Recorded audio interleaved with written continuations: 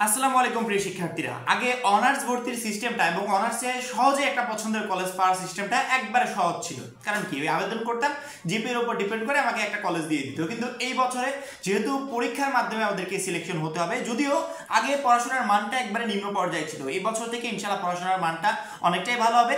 সেক্ষেত্রে আমাদের পরীক্ষা দিয়ে উত্তীর্ণ হতে হবে। এখন যখনই আমাদেরকে পরীক্ষা দিয়ে উত্তীর্ণ হতে হবে, তখন পজিটিভের পাশাপাশি আমাদেরকে নেগেটিভটাও কিন্তু ভেবে রাখতে হবে। কারণ কি, আমি কখনো 100% গ্যারান্টি সহকারে বলতে পারবো না যে মাস্ট বি অনার্স ভর্তি পরীক্ষায় আমি উত্তীর্ণ হবে এবং ভালো একটা কলেজ পাবো। একমাত্র আল্লাহ তাআলা জানে যে অনার্স ভর্তি পরীক্ষায় কে কে উত্তীর্ণ হবে আর কে উত্তীর্ণ হতে পারবে না। সেক্ষেত্রে আমাদের জানা প্রয়োজন না, বাই চান্স কোনো ক্রমে আমি যদি অনার্স ভর্তি পরীক্ষায় উত্তীর্ণ না হই, তাহলে আমি কি করব?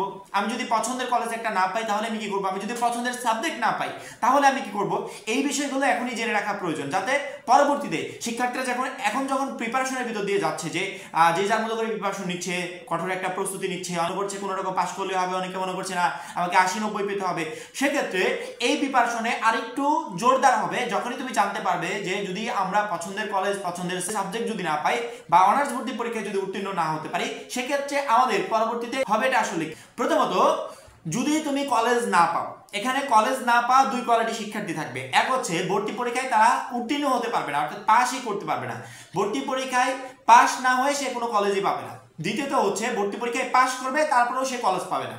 তার একটা কারণ, যারা পাস করবে, এই পাসকৃত শিক্ষার্থীরা যখন যেই কলেজে প্রতিযোগী বেশি, ওই সমস্ত ভালো ভালো কলেজগুলোতে আবেদন করেছে এবং ওই সমস্ত কলেজগুলোতে উত্তীর্ণ হয়েছে, তখন ওইখানে যেমন মনে করো সিট সংখ্যা অল্প কিন্তু প্রচুর পরিমাণ শিক্ষার্থী উত্তীর্ণ হয়েছে, তখন ওদেরকে তো আর সবাইকে নিতে পারবে না। ওইখান থেকে তুমি একটা কলেজ চয়েস দিয়েছো, 100টা সিট আছে, কিন্তু তোমার সিরিয়াল নাম্বার হচ্ছে 200, সেক্ষেত্রে তুমি কখনো ওই কলেজে চান্স পাবে না। ওই উপরের দিকে যারা 100 থাকবে কলেজগুলো পেয়ে যাবে।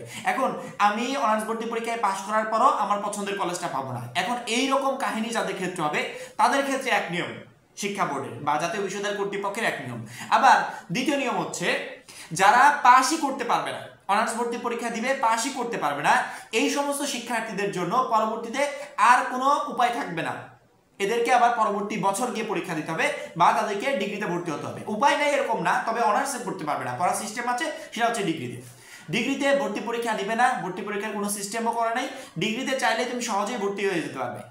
আমরা যদি অনার্সের সুযোগ না পাই, আমাদের সুযোগ থাকবে ডিগ্রিতে ভর্তি হওয়ার, সেক্ষেত্রে ডিগ্রিতে তুমি সহজেই ভর্তি হয়ে যেতে পারবে। কিন্তু যারা ভর্তি পরীক্ষা দিয়ে উত্তীর্ণ হওয়ার পরবর্তীতে নাম্বার কম পাওয়ার কারণে বা তাদের জিপিএ পয়েন্ট কম থাকার কারণে কোনো একটা পছন্দের কলেজ, যেই কলেজটাতে চয়েস দিয়েছিল সেই কলেজ পাবে না, বা যেই সাবজেক্টটাকে চয়েস দিয়েছিল সেই সাবজেক্টটা পাবে না, যদি নিজের ইচ্ছায় মনে করো যে আমি ভর্তি হব না কারণ তুমি তোমার পছন্দের সাবজেক্টটা পাও নাই, সেক্ষেত্রে কলেজ কর্তৃপক্ষ বা জাতীয় বিশ্ববিদ্যালয় কর্তৃপক্ষ তোমাকে আবারও সুযোগ দিবে আবেদন করার। কোনো শিক্ষার্থী যদি এমনিতেই কলেজ না পায়, সে আবেদন করলো, পরবর্তীতে সে কোনো কলেজের জন্যই সিলেক্ট হলো না, কারণ কি, সে যে কলেজে আবেদন করেছিল সেই কলেজে প্রতিযোগী এত পরিমাণে বেশি যে তার সিরিয়াল নাম্বারটা এত পরিমাণ নিচে, ওই কলেজে পড়াশোনা করার কোনো চান্স তার নেই।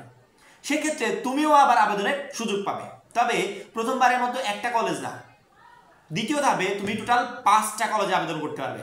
আমাদের আগের বছরে যে আবেদন সিস্টেমটা ছিল, আবেদন করে কলেজ পেতে হতো, সেখানেও একই প্রসেস, একই সিস্টেম। প্রথমে একটা কলেজ, পরবর্তীতে 5টা কলেজে শিক্ষার্থীরা আবেদন করতে পারবে, একবারে সহজ প্রসেস।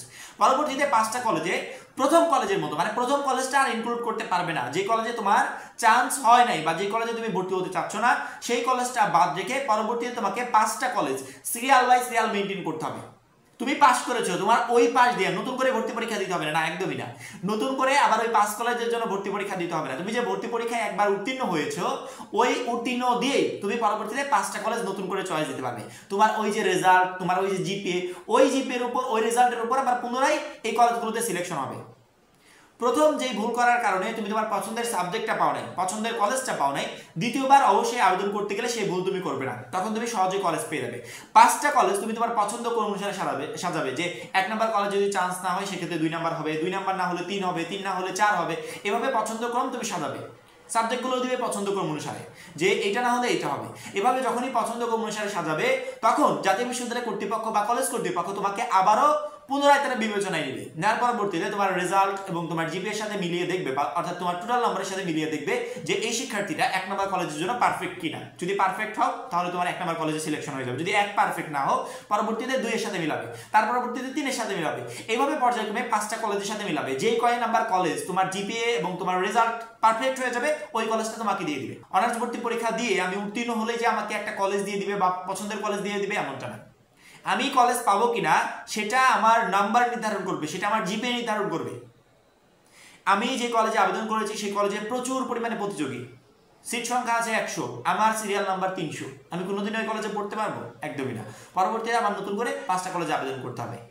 আমি যে কলেজে আবেদন করেছিলাম আমি পাশও করেছি, সেই কলেজে আমি সাবজেক্ট পেয়েছি, কিন্তু আমি প্রথম দিকে যে সাবজেক্টগুলো দিয়েছিলাম সেই সাবজেক্টটা পাইনি, আমি পরবর্তী লাস্টের দিকে একটা সাবজেক্ট পেয়েছি, আমি ওই সাবজেক্টে পড়তে চাচ্ছি না।